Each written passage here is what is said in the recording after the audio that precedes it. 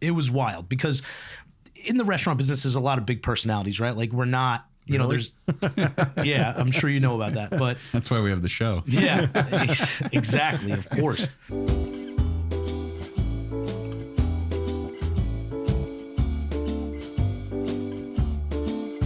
This episode of Staying Hungry is brought to you by Vincent's Clam Bar, the maker of Vincent's Sauce, a Long Island institution for over 40 years. Varieties include vodka sauce, tomato sauce in mild, medium, and hot, and marinara. These bold flavors can be purchased at the restaurant or at local retailers, including Walmart.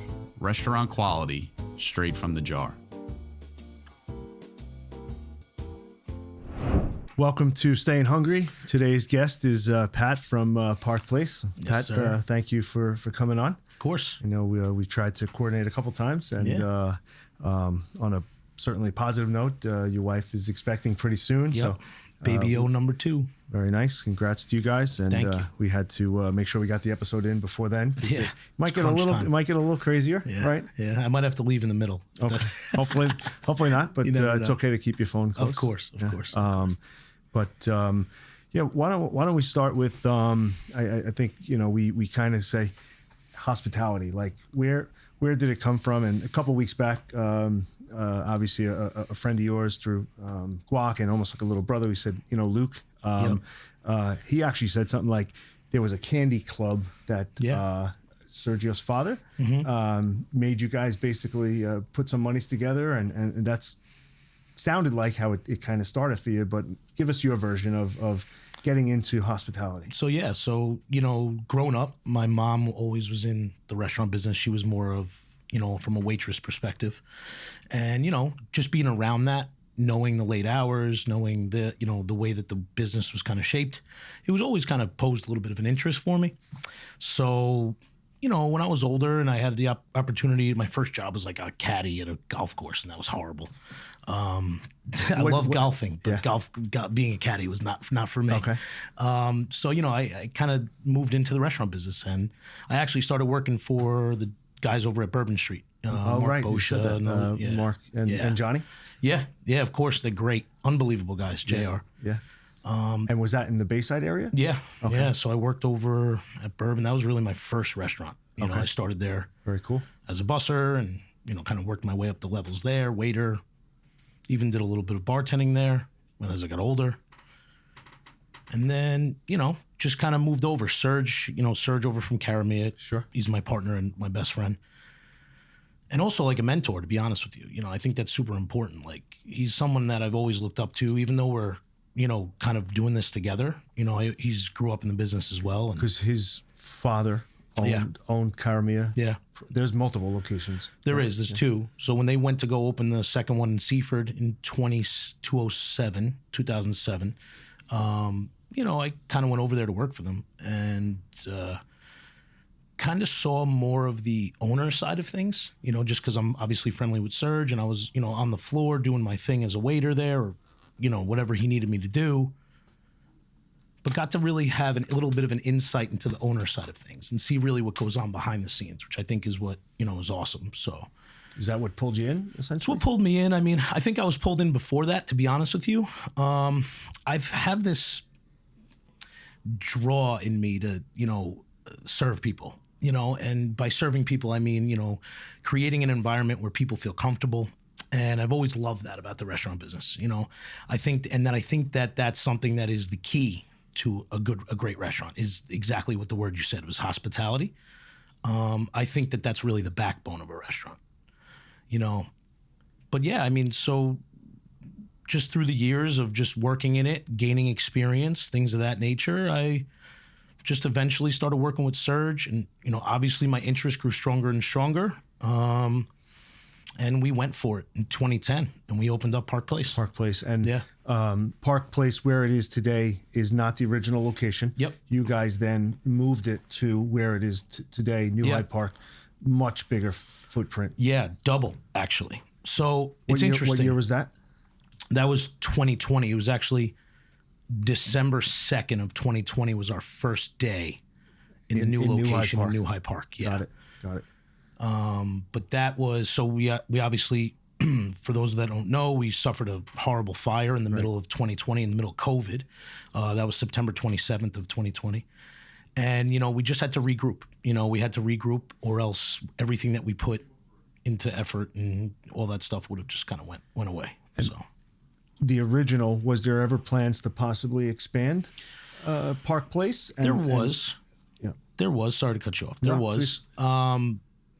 This just forced your hand. It kind of forced our hand. I mean, we were pretty maxed out over there. It was a small neighborhood location. We only had about 70 seats in total, and we had like a 12-person bar, no outdoor dining. Okay. So it was really a strong neighborhood feel. A lot of people could walk there. A lot of my customers were able to just kind of, walk up for whether it's a nightcap or whether they came for dinner that night. It really had a great neighborhood feel. And when we moved to New High Park, it's interesting. My space now is actually a home. It's a house Converted. Yeah, but it's a historical piece of property that's been in New High Park for years. It's actually one of the first trading posts outside of Manhattan when Jericho Turnpike was still dirt. I actually have that picture hanging up in the restaurant. Literally right on the border, right, of between Queens and Nassau. Yep, I'm probably a half a mile east of the Queens border. Yeah. So it's cool. So it's only about probably a half a mile away from the old location, but it's on Jericho Turnpike. And when your business goes from a small, tiny neighborhood, very localized, to a main thoroughfare like Jericho Turnpike, your business changes. Not in a bad way, just like the traffic changes. My lunches are stronger. The location is obviously bigger. So I seat about 100 now indoors, and I also have an outdoor patio that can seat about 100. Wow. And I have 2 full bars. So I have a full 12-person bar indoors, and then I have that exact replica size outdoors. That's right. So you can't wait for the warm weather. Yeah, it's funny because it was a transition, right? So the original space almost slowed down in the summer. Where that would kind of be too neighborhoody. Yeah, too neighborhoody, right? I always say, any restaurant on the island is competing with any seasonal restaurant on the water, no matter how far you are, right? Because people drive to be on the water, right? So it can affect some of the, smaller, more internal neighborhoods, which is not a big deal. It's just part of, the ebb and flow of business. Yeah. And the winters over there would probably be my more kind of busy, quaint, Park Place always had this really warm feeling when you came in. So it was the perfect place to come on a, cold night, walk by. So the new location now has almost become seasonal. I mean, I literally have, I asked the girl that works in my office the other day, I think I have 67 employees in the summer. And right now I'm down to 46.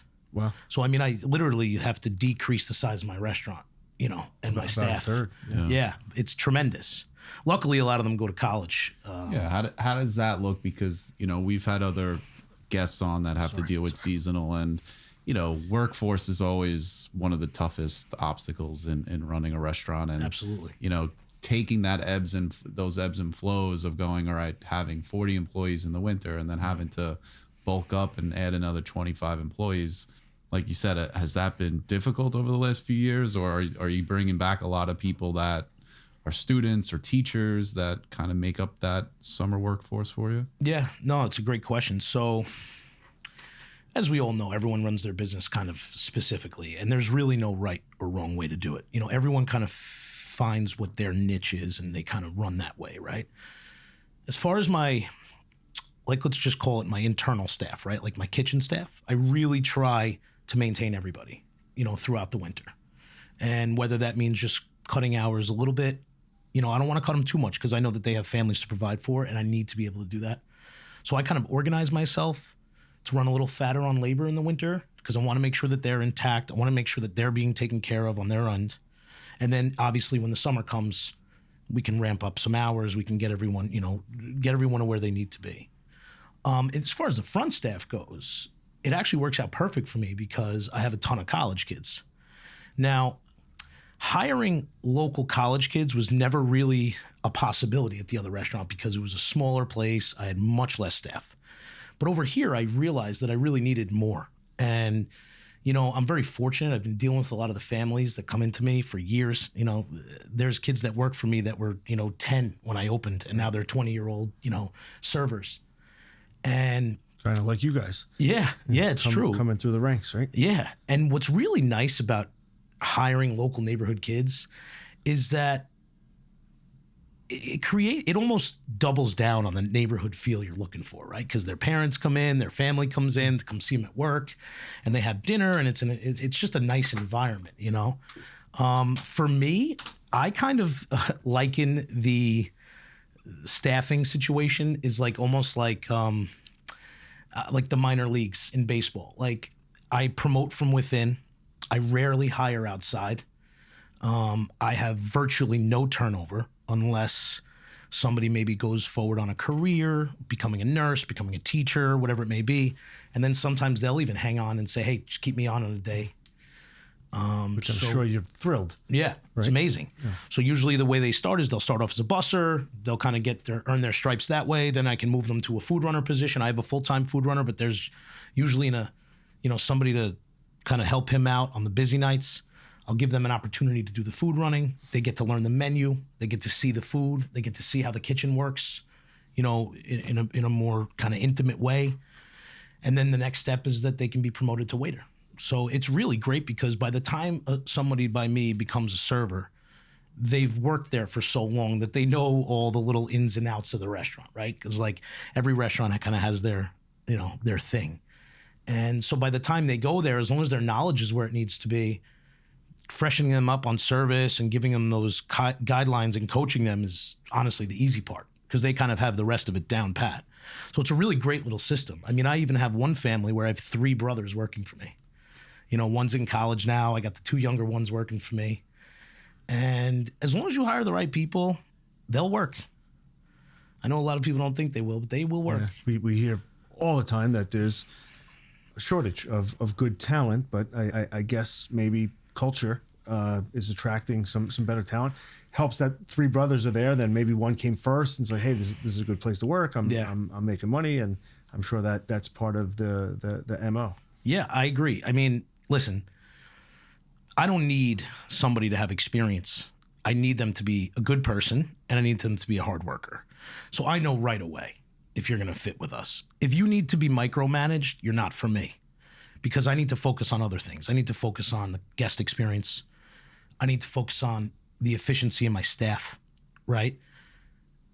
So for me, you're not really on my staff if I don't think that you're somebody that I want to go to battle with. You know what I mean? That's just the way it works. Yeah. I literally have the opposite problem. I have too many people that work for me. And you're obviously partner and general manager, or does someone play part of that role too? Yeah, so I definitely have a general manager. Her name's Gina. She's been with me for years. She's fantastic, has a very high threshold for work. She knows the business.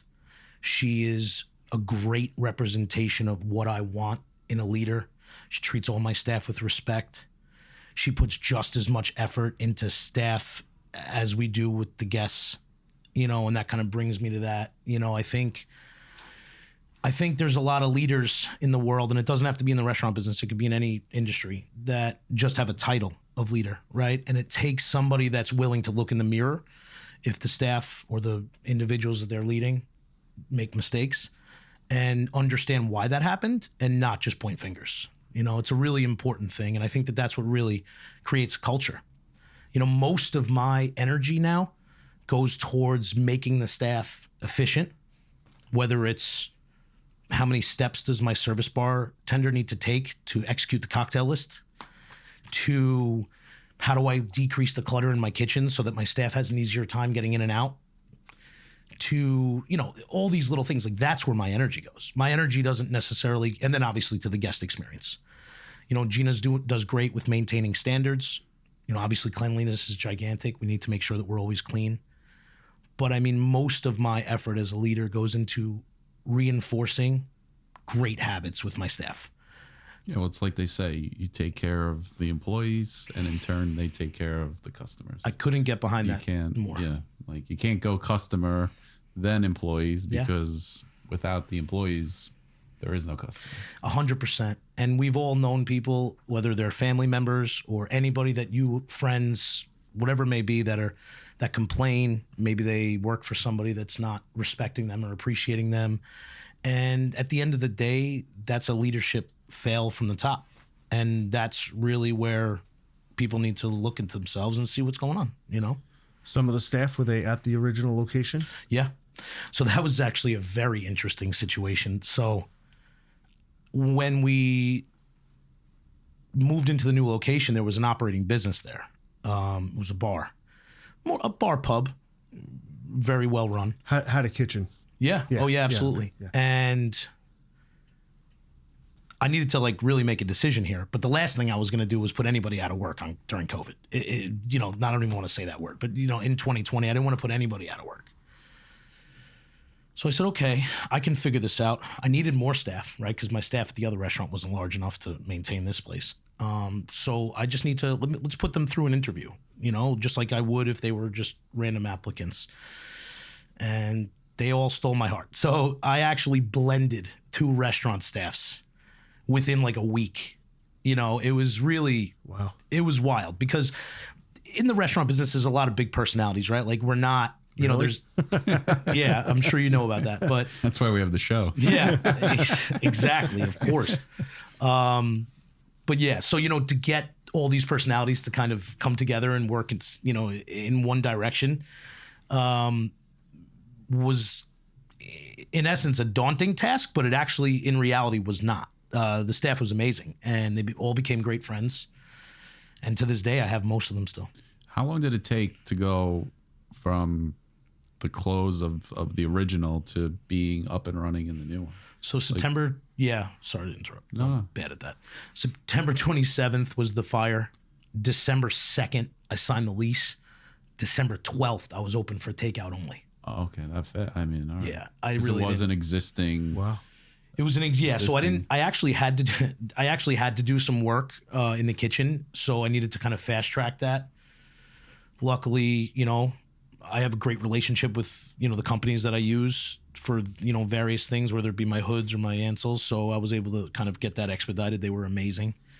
So I was able to kind of make some changes pretty rapidly. And then, and then I think dine-in was still, I don't know. Limited. I'm not going to lie. I try to forget that year. Yeah.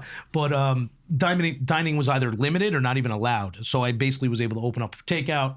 Customers were coming in and supporting me, like stepping over 2x4s in the kitchen, you know, in the dining room. But yeah, it was a good feeling. It was a crazy time, but we had a ton of support from the local community. And, you know, I think that's what kind of even gets us to now, like what I was telling you guys before, like, you know, we were talking about January and February being kind of sometimes a little bit slower months. Like you got to rely on your foundation. You got to rely on those individuals that come, you know, week in and week out and understand that, you know, their money's safe with us, right? Like I'm always going to stand behind them. So I always tell people we're not perfect by any means, but we're always going to do the right thing by you. You know what I mean? We're never going to be one of those people that we don't lead with an ego at all. The layout of the restaurant is exactly what it was, within reason. Some of the different rooms and really the second part to the question is your ability to bring in catering has got to be probably pretty significant with the size rooms that you mentioned. Yeah, tremendous. So interestingly enough, not all restaurants are obviously created equal, right? There's all different types of layouts. There's open layouts where the bar is in the dining room, and then there's, you know, others. This actually does match the other location because the other location had a small back dining room. I think it only had like 30 seats. And then we had a front dining room that included the bar that had like another 30 seats or 40 seats, whatever it was. The new location has that exact same layout. So when you walk in the front door, we have 2 entrances. There's a front and then there's a side by the parking lot. When you walk in the front door, you're in the bar room, as we call it, and it has high top tables, so bar height seating. We have a nice long marble community table, and that's more. It's regular dining. It's waiter service, but you know it's a little bit more on like if you want to watch a game or whatever it may be. Yeah. And then in the back dining room, we have another 50 seats, and that's, you know, tablecloths, more of a, you know, an area for anybody that, you know, kind of wants a more quiet evening. That's where they would go. So and just to answer your question also, yeah, it helps out a tremendous amount. Having that separation actually helps out great with parties, because I'm able to maintain business as usual in the front dining room and have a party in the back, or have a party on the patio, without kind of interrupting regular guests, or vice versa, regular guests interrupting the parties. But yeah, it's catering, and I mean, any of my, as I call it, my brethren, right? The other individuals that are in this business, I always say that I have nothing but love for restaurant owners, because I always say, like, we're kind of all in this together, even though we have different businesses and we all have our eyes on the prize, like, we are really a great community of people. And, catering and private events used to be, I feel, the cherry on top, and now it's the whole sundae. It's really important that you're getting those in. And you'll do anything from birthday parties to small communion, micro weddings, micro weddings. Oh, absolutely. Wow. We've done a number of weddings, especially out in the back patio, which is awesome. I mean, could you imagine being able to host somebody's wedding? I mean, it's usually, for the most part, other than maybe the birth of a child, the biggest day in that person's life. Sure. So it's really nice to be able to kind of, What is a micro wedding?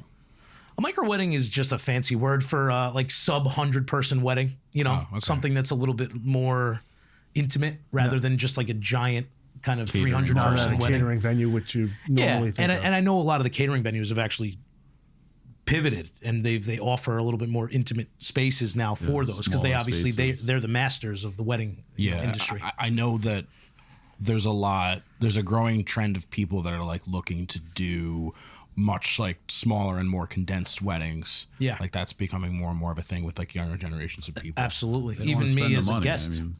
Yeah, it's the money. It's also overwhelming to have a 300-person wedding. I got married in Ireland because a lot of my family's from Ireland. My mom was born in Ireland. Mine too. Oh, really? Yeah. That's awesome.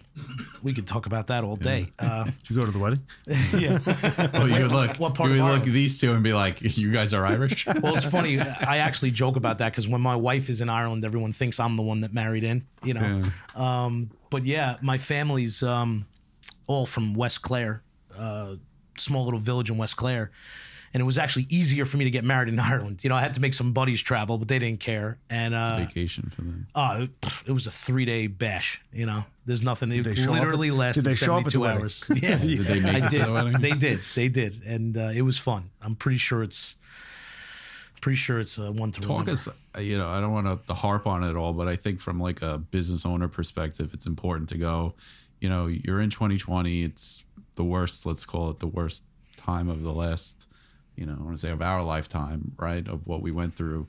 You have this fire, but like, looking back on it and what you have now, of like what the outcome was from that event. Like, talk to us a little bit about like, as a business owner, like what went through your mind then, and then being like kind of down and out, and probably being pretty, upset to where you are today with what you're saying. You have a patio, more seats, and looking back on it, you're like, hey. Maybe it was a little bit of a blessing, but at the time, you thought it was more of a, what else could go wrong for us type of thing. Yeah, absolutely. So it's funny because like I have a very open relationship with a lot of my customers, and like this kind of just goes back to that foundation, and I see a lot of the same faces a lot. So they've literally known me since I opened the restaurant when I was 24 years old. I always say like, they'll say that exact line, like it's a blessing, and I'm like, I don't look at it that way. I just kind of wish it happened a different way. You know what I mean? I felt like I was kind of forced to pivot. And anybody that knows me this is not just me saying this. I truly do believe that from every bad experience, there's like a good lesson to be learned. And it definitely made me a stronger owner. It forced me to be creative and think outside the box in ways that I hadn't maybe before.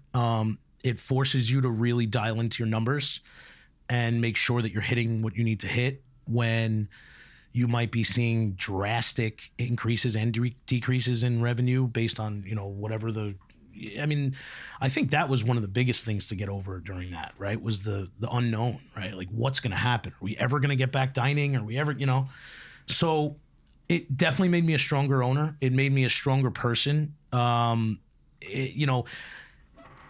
you know, they talk about this imposter syndrome, right? And so I think I probably suffer from that a little bit once in a while, where you're kind of like, you know, do I know this? I mean, the restaurant business is what I've eat, sleep, and breathe for the last 15, 20 years of my life as an owner of 15 now. But I'm constantly checking myself. I'm never in any way, never will I sit back and think that I know everything or any of that stuff. So I'd really just try to sit back and say, like, listen, you got through that, you can get through anything. You know, I mean, that's the reality. And that goes for any of my... That's your baseline. Yeah. If you got through that, I mean, you can get through whatever. And that goes for any of these restaurants that are out here that survived. Well, you said it. It wasn't the way you may have wanted it planned to go. Yeah. But I think in business, whether it's restaurant or any business, it's like, it's never planned. Like, you just always have to pivot, right? And that's, I think, the most important part in any business. Yeah. Resilience, right? Like being able to take a situation in hand and make the best out of it. You know, it's tough.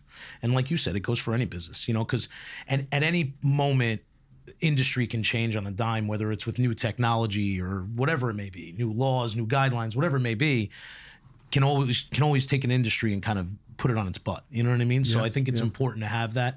And I think you kind of need that. You need to work that muscle. You know, you need to be able to say, all right, you know, this is obviously not planned. How do we go ahead? You know, because I'm very conscious that I'm not the only one that relies on Park Place. I'm very conscious that there's a number of individuals that pay their bills and raise their families that rely on Park Place. So that is a tremendous pressure that I put on myself, not to the point where it, you know, freezes me up, but I'm very well aware that it's not just me here. You know, our performance... There's a lot of individuals that rely on the performance. Your employees, your vendors. Yeah, they all do. They rely on me performing, you know? Do you guys own that building? We don't. Hopefully one day, if you're listening. But no, we don't. We actually have an amazing... landlord? Yeah, she is... It's a couple. Did she own the restaurant prior? She did. She did. Okay. And they're unbelievable. They've been incredibly supportive. Even if I didn't, I would be super lucky to be with them for as long as they would let me be there, you know? Really, like, you know what it is? They're business people. They own businesses. They understand the importance of just doing the right thing. So they've really been a big factor in, like, why I've been able to kind of pick up the pieces and put it back together. Do they live in the community? They used to. Okay. They used to. They're still in the area, but I think they might have just moved. Yeah. I'm sure it makes them proud to see. Yeah. I love serving success them. for you, for their property. I love seeing them come by. I love it. It's just really nice to see them sit at the bar. You know, Yeah, it's cool. Yeah, it is. Is there? I know you have talked to us a little bit about, like, your partners and stuff like that. I know you have some other ventures and stuff that you're a part of. Is there any future Park Place 2s that you're looking for, or I guess walk us through that a little? Yeah, of course. So, you know, at Park Place, I'm partners with the Caramia, the family, Sergio and his father, Carlo. They have been, I mentioned it before, Serge is like a mentor to me, even though he's my, you know, we're best friends since we were kids. And his dad has literally been a father figure to me. I've learned a lot from him. He's not the guy that holds your hand. He's the guy that kind of watches you fall and then tells you why you fell. And he is definitely one of the reasons that I am where I am today. They are supportive. They are, you know, good people. There's no ego with any of us, which I think is what's really important when you have a partnership. Partnerships have such a bad rap, but the good ones are good because people are reasonable and they don't walk with an ego, you know? Everybody, typically, most people in a partnership bring a different skill set, right? And all of those skills need to be kind of created equally if you're going to have your partnership. You know, there's some people that strive at this and there's some people that strive at that. And there really can't be keeping score. Keeping score is not a good way. Same thing in a relationship, right? You can't keep score. You know, there's going to be times where you're going to have to go above and beyond, and there's going to be times where they do. And you just got to say, hey, let's just on to the next. There's a balance in the middle. Absolutely. Yeah. So, and I just actually recently, not with Serge and Carlo, but I just recently went into business in Glenhead, and I got into a new area in the restaurant business. I opened up a little coffee shop called Honey's Bistro. Where's that? In Glenhead? In Glenhead, yeah, right in the train station. The train station? Yeah. Where? That's on what street? Is it? It's Railroad Avenue. So it's Okay. right off Glenhead Avenue. Okay. Hope I'm right there. We opened January of 23. Yeah, January 23. So that means we just 3 years. Yeah. And that has been an eye opener. And, I don't want to use the word simple because that has a derogatory term, like a connotation to it, but there's less variables in that business as there is in a place like Park. You don't need 60 employees. You don't need 60 employees. And I always say, when you come to Park Place, I got 2 hours to play my cards right? You're going to be there for a long time. In Honey's, it's a relatively quick transaction, right? It's, Is it maybe quick serve? Yeah, it's quick, fast casual. It's more than a coffee shop. It's really we call it Honey's Bistro. It's more of a cafe, luncheonette, coffee shop, kind of all put into one, or as we would call it, an all-day cafe. We have incredible coffee from the guys over in Farmingdale Flux. If you've never had their coffee, they are definitely the leaders in Long Island right now. They're unreal. They are the definition of coffee people. They do wholesale retail? Yeah. So they have a retail shop right on Main Street in Farmingdale, which I love going to. Their cortados are insane. And then they also have a roastery. Yeah. And they've put us through education, coming from full service, going into the coffee world. I did not realize that coffee is legitimately a science, and it cannot be taken lightly. The smallest detail can completely ruin a cup of coffee. And that's a respect that I love and that I've gained, but it's also one that annoys me because now I'm extremely picky with coffee, because it's one of those things Coffee where when snob. I hate to say it, I'll drink mud. I don't care. But I now know the difference between mud and really good coffee. And that's something that's tough because it's hard to get a really good cup of coffee. Coming from the guy that has an espresso maker on his desk in his office. Come by the office. Yeah. Yeah. Make a phone call and listen to him Gotta make get coffee. some espresso beans See how that from Flux. Absolutely. They sell retail bags. It's legit. It's legit. They're really doing it right. And who operates? Do you have a partner there? Yeah. So my partner, Brian, he actually used to work with Chubbs, who you just spoke to. Yeah. Okay. Yeah. Right. He worked for him for a little while. He says nothing but great things about the gentleman over there. He's crushing it out there in Suffolk County. Right? Three locations. Yeah. Yeah, he's crushing it. Good. That's great. I love seeing people succeed like that. But yeah, Brian's been a lifelong chef, went to culinary school, been a buddy of mine forever. We, kind of launched this concept, and he's just been doing great. And, bringing kind of that, one of the things that I tell not only my staff, but also, me and Brian always discuss is trying to recreate the full service restaurant experience in a 5-minute window, right? Making people feel like we're super thankful for them to come in, even if it is only a 5-minute transaction. And I think that is something that has done really well for us over there. Because I think that the community really kind of would oh, okay. These guys care about how we feel. It's not just a transactional experience. We remember you. We remember how you like your coffee. We remember how you like your sandwiches, or if you like your wrap pressed rather than just, given the way we typically make it. We pay attention to detail, and we, try to get our staff to kind of follow that same resume, and I think it's done great. And the fast casual business has taught me a lot as well, because the margins are thinner. They rely more on volume. And that is something where, managing the finances of a space that is more of a fast casual place is definitely, in my opinion, pretty darn challenging as compared to a full service, which I know probably doesn't sound like it makes sense. But for me personally, it's definitely harder. Some of that education came through Guac Shop, because you were a partner there with Maddie and maybe not Luke at the time, but your friends. Well, Luke was Lukey. Jeez, he's gonna kill me for saying that. He's like a little brother to me. Right, so right. he started with me at Guac Shop was actually born out of Park Place. By born on, we worked on it there. Concept. We worked on our recipes there. We did a lot of it there, and Luke really got his wouldn't say he got his wings. I want to give him more credit to that, but like he definitely learned a lot in the full service because he started there, you know, as a kid, and he started bussing. And I remember there was a day, if you could believe it, where he was nervous to go to a table and bring him water. Could you imagine that? No. Yeah, Anybody that knows him would have no clue, you know? Yeah. But I mean, that's what happens when you're young and you finally are forced to talk to people and, you know, come out of your shell a little bit. Pouring that water. Yeah. Don't spill it. You know, I'll know, you know. No, and you know, I'm sure you heard, but he gave credit to where he feels credit is due to his brother, yourself, Sergio, like 3 older brothers looking out for him and helping him cut his teeth. And absolutely, he said some of my passion you started can tell then. He has it though. Like he has it. Like we've sitting here, we've met with, you know, countless owner operators. You could say for, you know, someone that's, you know, I want to say relatively young. Oh, he's young. He's, you know, he's got it. I was saying before, he's incredibly well-rounded. You know, he not only understands the numbers and the Excel spreadsheets, which is probably my Achilles heel.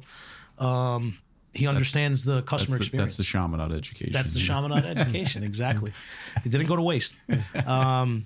But no, I mean, and then he also has the practicality to be able to deal with an extremely high level amount of customer service, and he could also come into the kitchen and tweak a cook on, you know, why he's not properly searing the steak. You know, like to have all 3 or 4 of those attributes is difficult. He's got a long career ahead of him. He's got a very long career. He's going to have a very successful career. He already has, and he's a young guy. So I'm so proud of him. I speak to him a lot.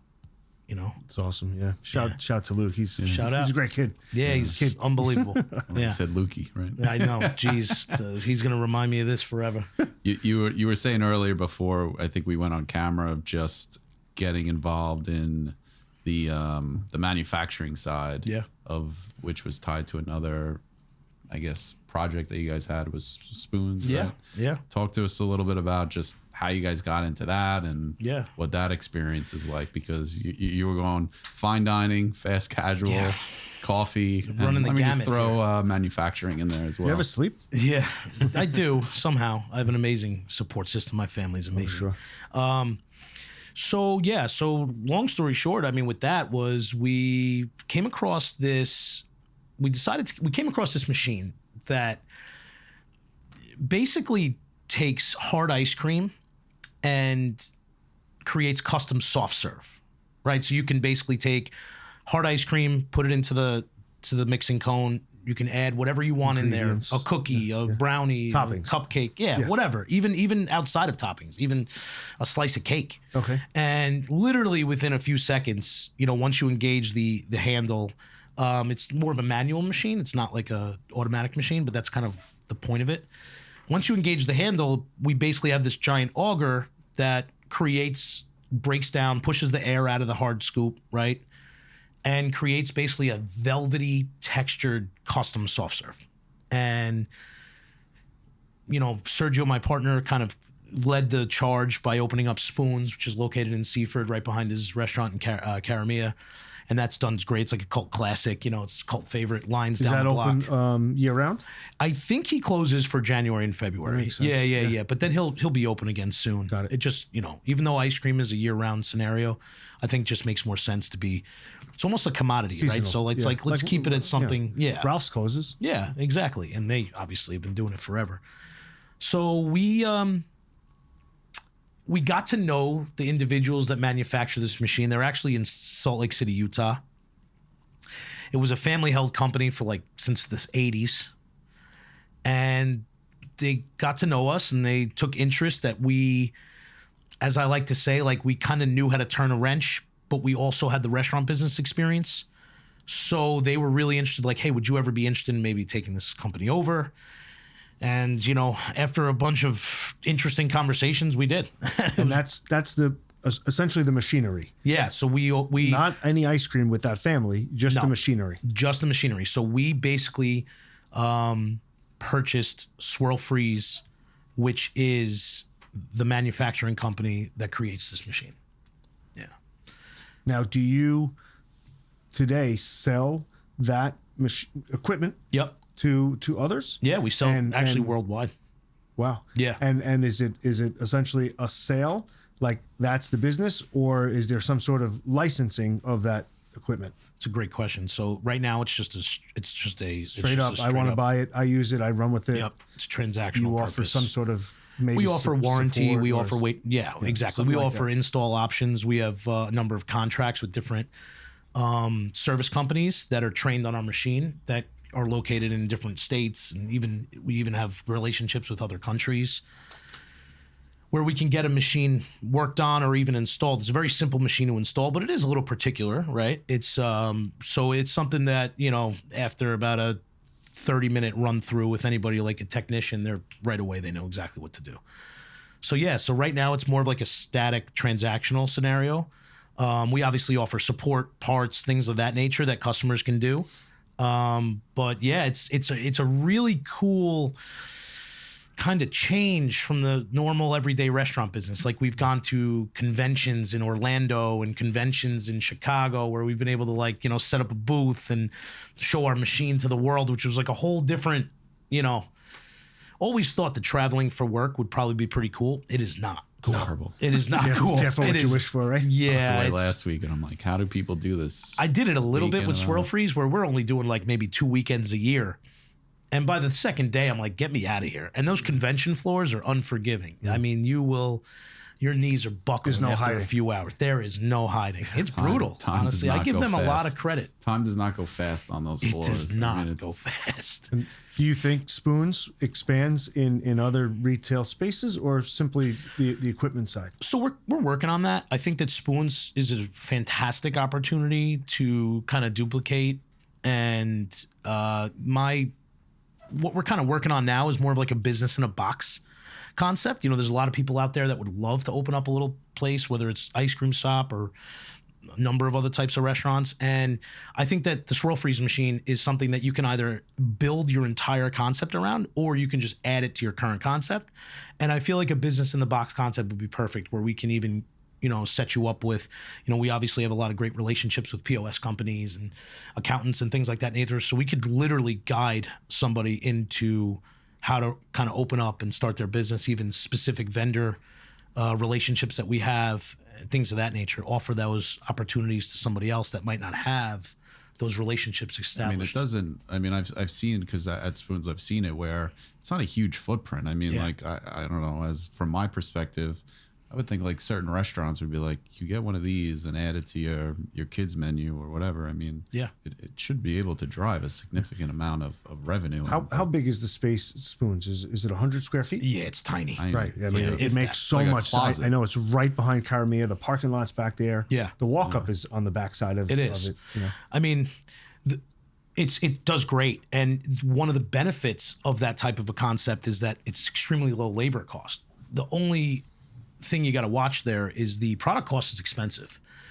A lot of people don't realize this, but buying Kit Kat pieces is incredibly expensive, and you obviously want to give your customers the real thing, right? You don't want to buy, there's hundreds of fake brands. You don't want to do that. And in order to give that, it adds up a little bit. But I mean, as long as you're conscious of that, and as long as you don't outprice your customer, there's no reason that you can't thrive in that kind of a concept. Yeah. Especially in the full service restaurant industry, where you have a little bit more leeway to charge an extra $2 or $3 for an item on a menu, Yeah, you get to pick. You determine the price, right? Depending on what toppings you want. Yeah, and it's custom, fully custom. It's literally completely custom to how you want it. So, obviously there's going to be a little bit of an extra price tag on that, anytime you do that. labor intensive. Not necessarily at all. that's It good. only takes one person to work a machine. So if you have two machines, which we usually recommend in a basic footprint, on your slow days, you have one person and one machine kind of stays idle. And on your busier days, you'll have the two working and maybe a cashier. So at most, you're going to have 3 people. And then you obviously just try to trim where you can. You know your high times, your low times, and you just kind of trim around it. It's just like an arm, right? Yeah, Like, it's an think that- arm. that It's a comes handle that down. comes down. And what's awesome about it is there's virtually zero downtime in between different orders, because the machine automatically washes itself in between. So it rinses itself with a sanitized solution, water and a sanitized solution, so that you literally have no downtime. There's You don't no have to like change out the head or whatever. Yeah. So a lot of places that have taken the Swirl Freeze might have been, originally using a stick blender or one of those more old school scenarios. But, as you know, the amount of cleaning, and then you Cleaning got to blender have. takes forever. Yeah, exactly. So for this, it's like really fantastic. Yeah, That's cool. yeah. Pat, how have you utilized technology and social media? Because this is when we were talking a couple of weeks ago about coming on, and I complimented you genuinely that you guys are doing a nice job. I see it through Park Place with the social media in particular, but talk about that technology, social media, and where you had been and what it's done for you today. Absolutely. So social media has become so tremendously important. And as you can see, the trends of social media, like a few years ago, social media was all about the food, right? And now it's more about the people. And that kind of brings me to my kind of theory on the restaurant business. Food is not the only reason people are going to restaurants, right? If it was, typically it would be a takeout or, it would be something a little less personal. When you go to dine in at a restaurant, you want the full experience, right? You want to be taken care of. You want to be served. You want to be in a good environment. You want to feel like you went out, right? I think that that's important to know. So as far as social media goes, I think it's really important to include your employees. A lot of my employees make cameos. They're in the clips. Yeah. And you know what? They love it. And they're amazing at it. They're younger. They kind of have that muscle a little bit better than I do.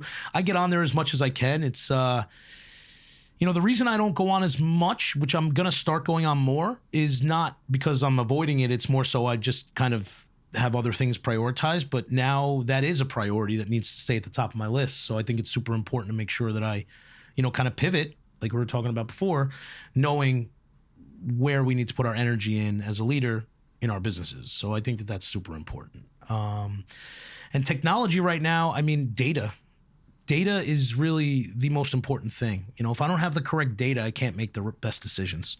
If I don't know what my payroll cost on Monday is versus Tuesday versus Wednesday, how do I know where to trim? You're just kind of flying blind at the end of the week when instead of cutting everyone's hours across the board, you can say, oh, okay, it seems like Tuesday is what's really driving up our labor for the week. How can we attack that? Oh, I see what's wrong. And then you could make smaller changes that lead to bigger results.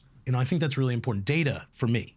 I've become newly eliminates obsessed the with guesswork, right? Like I think for so long, like you even have, by the time this airs, but it'll be after, but Valentine's Day, you're like, usually people go, oh, I think I need 8 servers today. Well, do you need 8 servers or do you need 9? Exactly. Right? It's not just like I think or from last year, is that you could go into the system now and go, all right, how much sales did we do? What did we sell? What are the trends? What are those things? And then, were we short-staffed? Were we not? And be able to really pinpoint those costs because, we're in $17 an hour range minimum wage. Every dollar counts. Every dollar counts, yeah. And that's actually, it's great that you brought that up because this might be unpopular opinion, but labor has always been a challenge. 20 years ago it was a challenge. 10 years ago it was a challenge. It's not like a new challenge. You know what I mean? It's one of the, there's two costs that you can really kind of manage on a weekly basis in the restaurant, right? It's your food cost and your labor cost, right? So, you're always going to have to expand it and contract it based on what's going on. I personally am more of an offensive, I call it offense and defense. It's, I make up my own theories. I'm more of an offensive person when it comes to labor. I want to have the proper labor there when customers come in so that their experience isn't affected. I'm actually in the process, I was telling you a little bit earlier, I started recently doing some consulting with my partner Serge. And it's unbelievable how many individuals want to get into the business and they don't put labor as a startup cost. That's a startup cost. You know what I mean? I know that it's a variable cost when you get operating, but you need to have at least 6 months of, overage. Let's just assume, you're forecasting your sales to be X and you know that your labor has to be X. You need to add 30, 40% on top of that number, not your total payroll, just that number. And you need to have that ready to rock and roll so that you can, have guests come in and have their first experience with you be a good one. Is that one of the biggest pitfalls of new operators? I think so. And I don't blame them, but I think that it comes down to being educated about that and understanding that through experience. the first 6 months, my restaurant has to be overstaffed. I have to be able to get guests in and out in a timely fashion, obviously based on your structure, right? If it's a fast casual place, I want you to be able to get your sandwich in a timely fashion so you can go back on your work lunch break, or you can even sit down maybe and have it in the restaurant. If it's a coffee, I want you to get it, faster than one of the big guys would be able to get it to you. And then after you start to see some data, right, your trends, that's when you can start to say, okay, we don't need all the baristas in at 9 o'clock or 8 o'clock. We can bring one in at 8, one in at 10, one in at 11, whatever it may be. It's funny you say that because, we see it firsthand on the payroll side of, we'll get new prospects that come to us and they'll go, all right, I need to get, payroll set up next week. And I'm like, when are you opening? Like next week. And I'm like, and then you meet the restaurateurs that know what they're doing, and they're like, all right, employees are coming in, we're opening in 3 weeks, but I need to start paying some of my staff 2 weeks early because they're going to be training for 2 weeks. Yep. Right. That little difference, like you're saying, is that most people try to save so much of that startup cost and just go, let me just bring that start date of the employee and the open date be a day or two apart rather than a week or 2 weeks apart, because they're just not training the people. Because yes, it is expensive labor. It's going to be one of your most expensive costs, but the training and getting them prepared and not throwing them into the fire on day one, like friends and family don't count as training. Doesn't count. If you saw me, they're giving you outs automatically. Yeah. I mean, if Luke and Maddie, they could attest when we did friends and family at Guac Shop, I was just so dialed into the staff. You want to make sure the littlest things, that the spoon goes back in the same corner of the food tray. You want to make sure that your area is constantly clean so that it's, aesthetically pleasing to the customer. Like there's all these little things. And really the best way to do it is to do it live, right? And the only way you can do it live is friends and family. But back to what you were saying, like labor is an investment. You got to think of it as an investment. I know that sounds a little crazy because obviously it's a huge cost that everyone talks about. But if it's done correctly, then it's an investment, because if people are paid well and people feel appreciated, and like I said, this kind of goes hand in hand with culture, it will go to the customer, which then hopefully causes them to return. First impressions are everything. And it's so difficult to get somebody that was turned off back. You may not get a second. Right? You may not get a second. It's super important that anybody that maybe is listening that wants to do this one day, they have to invest in labor for the first 6 months. It has to be something that you focus on, and you make sure that every inch of that restaurant is going to run smoothly so that you can get to the 6 month mark and you can get some great feedback, and then you can start to really dial in your costs. That's great advice, Pat. Yeah. Do you encourage others to consider this business as a career? Do some come to you and say, I love this so much that is it something alongside Park Place, or maybe they get out of the nest and encouraged to do their own?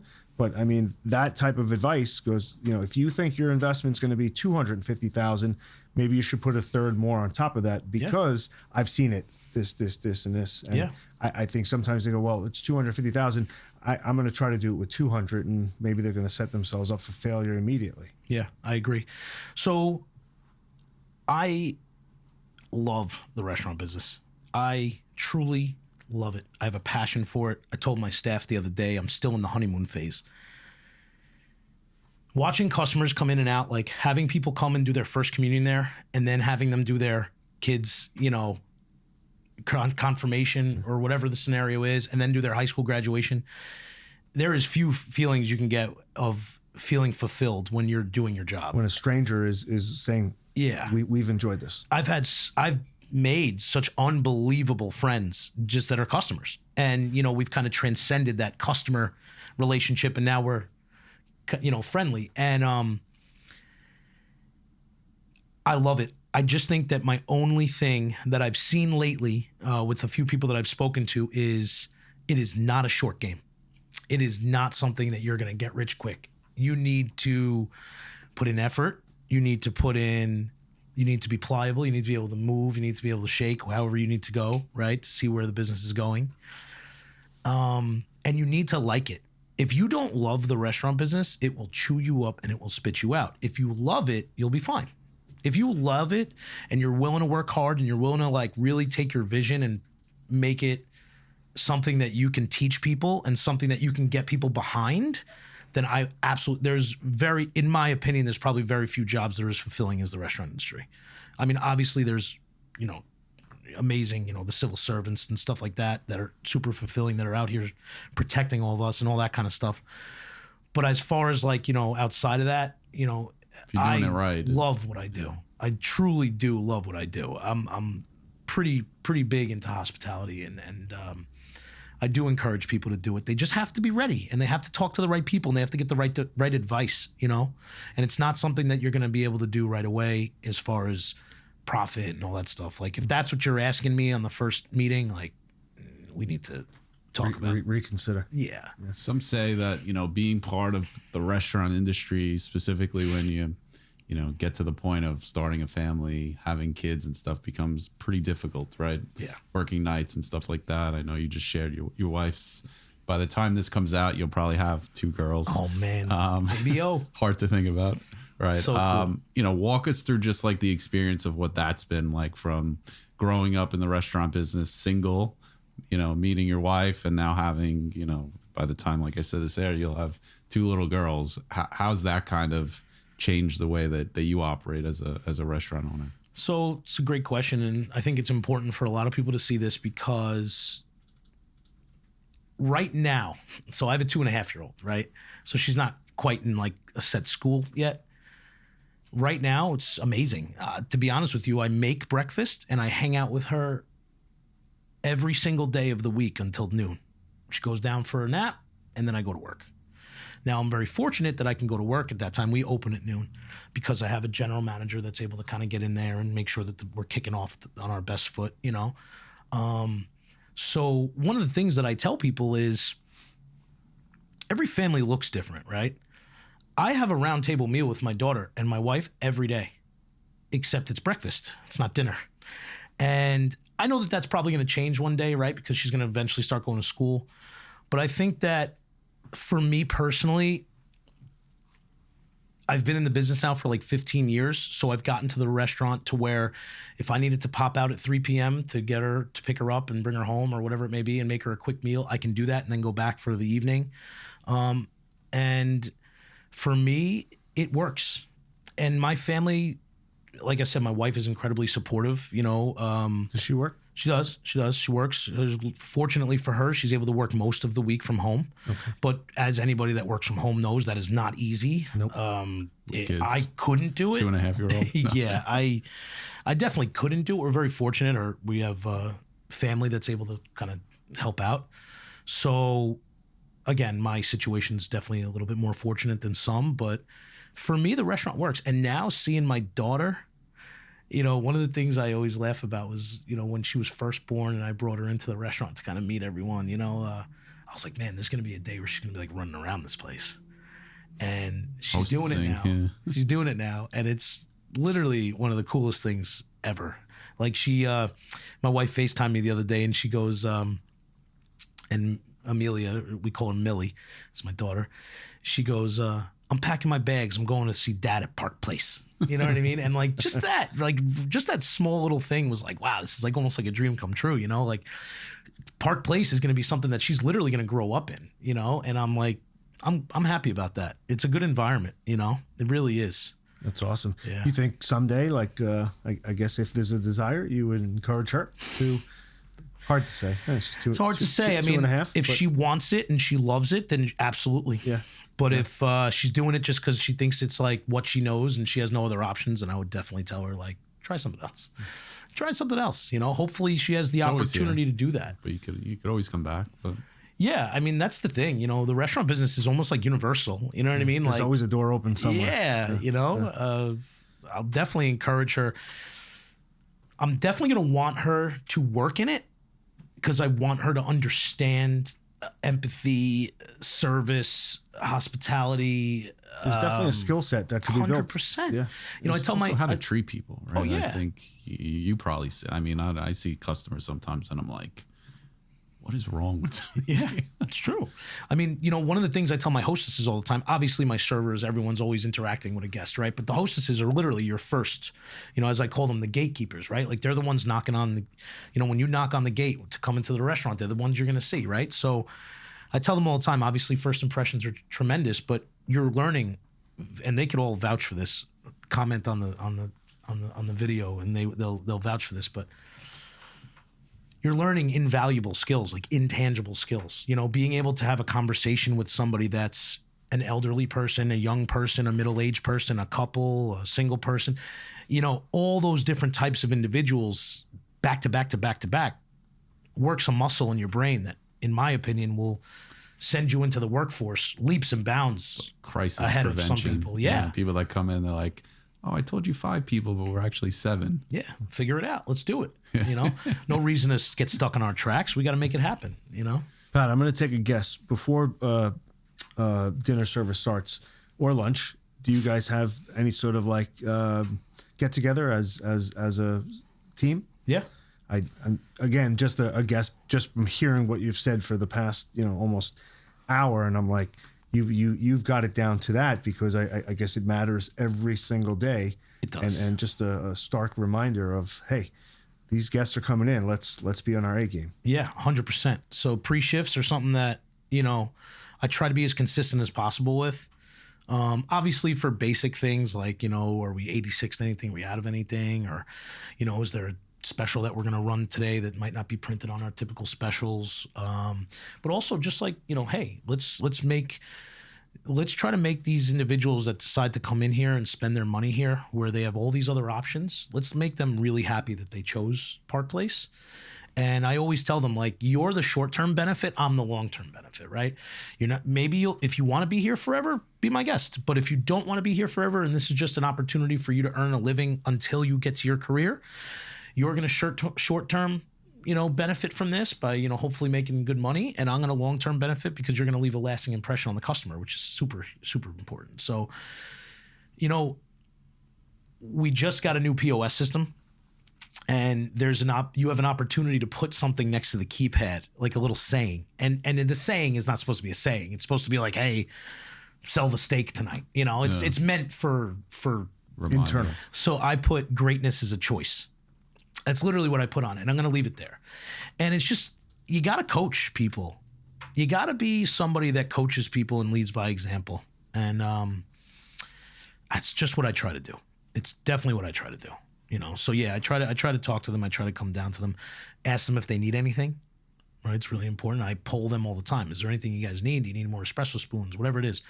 I don't need them getting frustrated. A frustrated employee is somebody that's going to affect their performance. Sure. So every day I'm constantly analyzing the system and making sure things are where they need to be so that they can execute their job. As I tell them all the time, they're probably sick of hearing it, but you can't build a house with a screwdriver. You need multiple tools. So I can't ask them to give somebody incredible service if they don't have the tools to do that.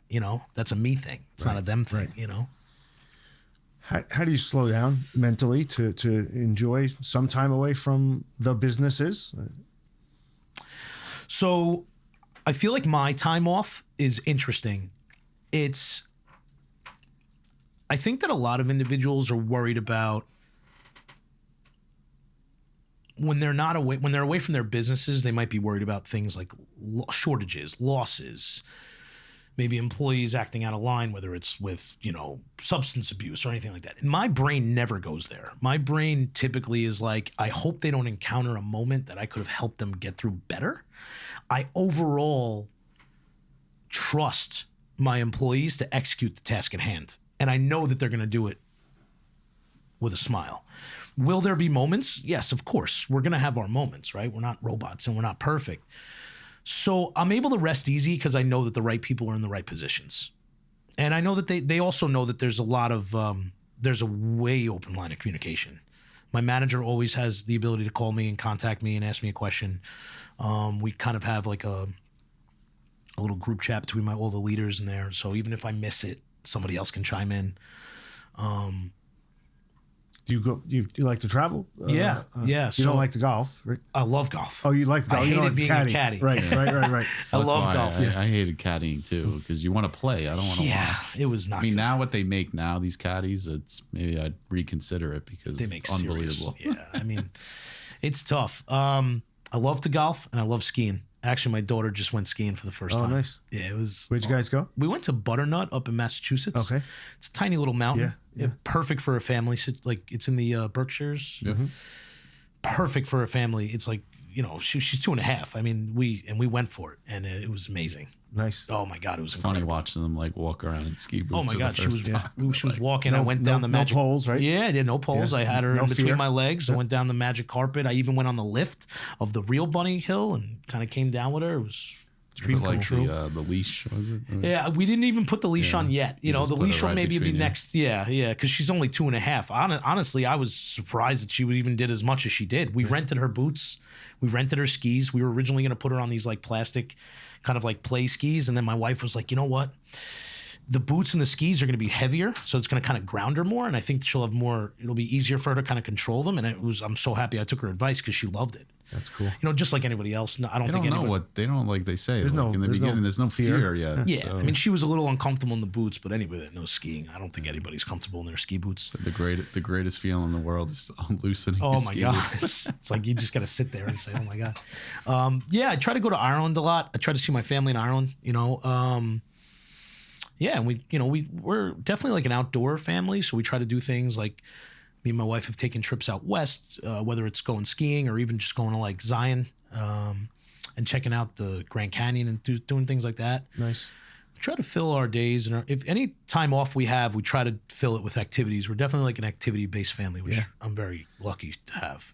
Do you get to see the guy, your childhood friends on outside of the work setting, and do you guys turn it off a little bit? Not as much as I would like. Yeah. I think that it's probably just because we're all kind of in this similar scenario where we all have young families. I feel like that'll definitely help. Yep.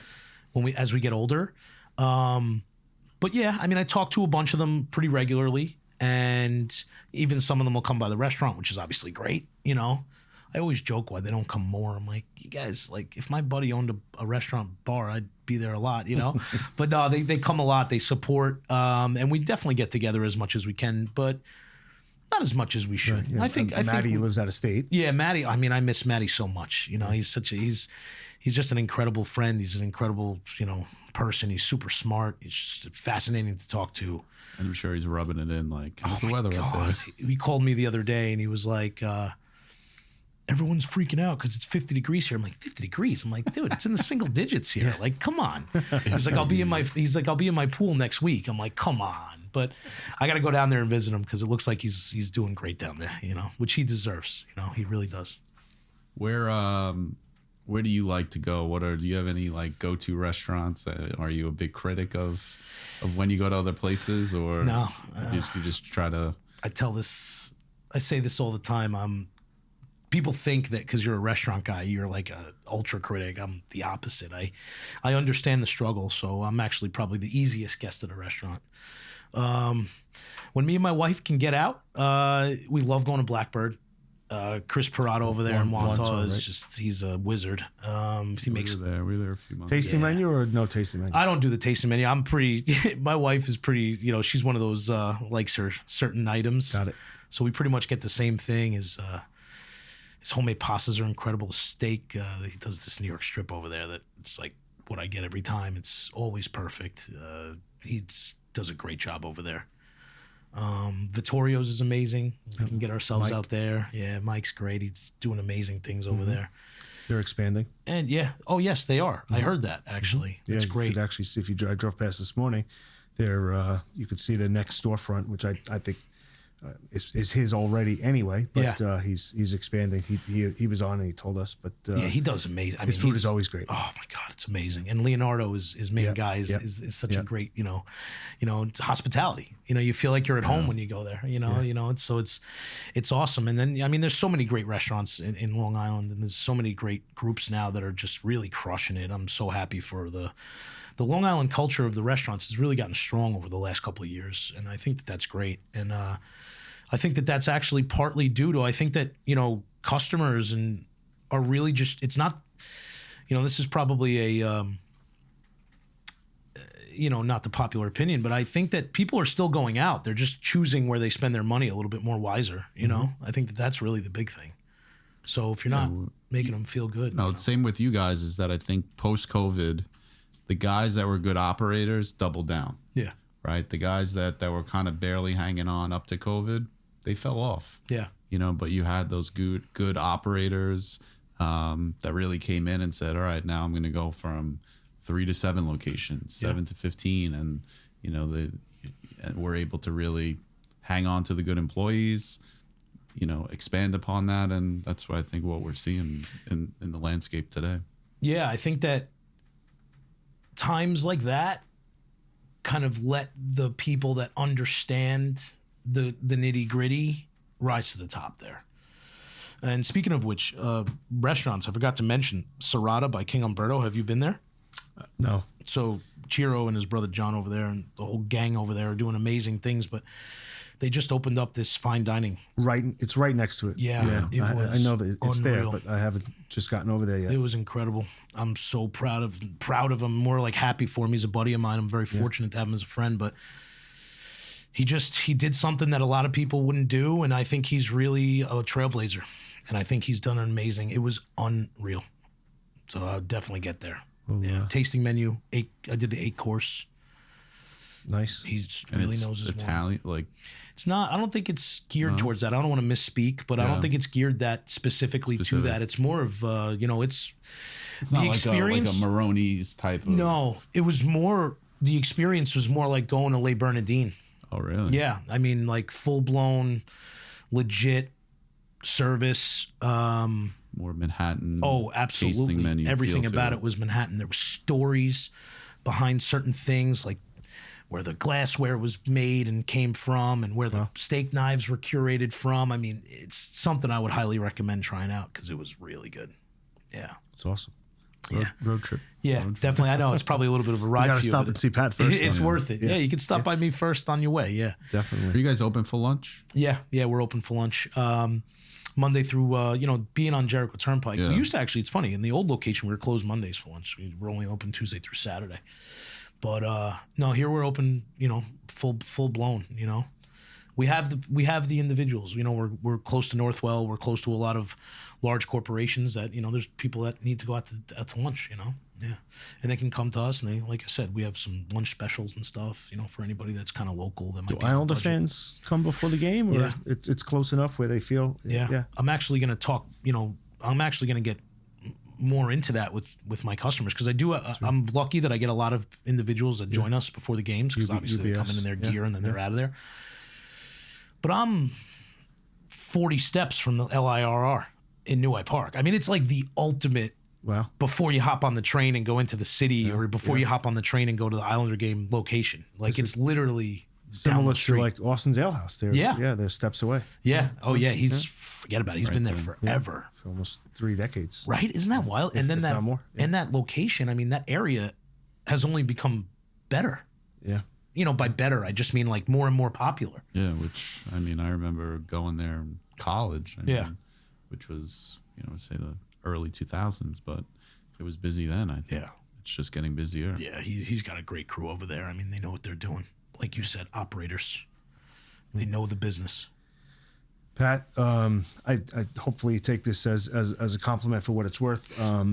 You remind me of Bobby at Vincent's. Cool. I think just a master at his craft. Thank you. I appreciate that. I think you're certainly wiser than your age. I mean, in hospitality. So again, take it for what it's worth. But wow, you I think you're nailing it. So I appreciate keep that. at it, and man, like sky's the limit for you. So we appreciate you coming on. Happy and healthy to you, your wife, and you guys growing are great. family. Keep doing this. This is great for the industry. It's great to see and hear all these individuals that are really feeding the island, and pushing the limits and pushing the boundaries of what's possible. It's a good time to be in the food world in Long Island. And if there's any bit of education learned from a listener or somebody watching this, then we we've nailed it, because that's what we're trying to do. Yeah, no, it's fantastic. I think you guys are doing a great service to the business. Awesome. Yeah. Thank Great, you. man. Thanks Thanks for for No coming on. problem. It was a pleasure. Yes. Awesome. Thanks a lot, guys.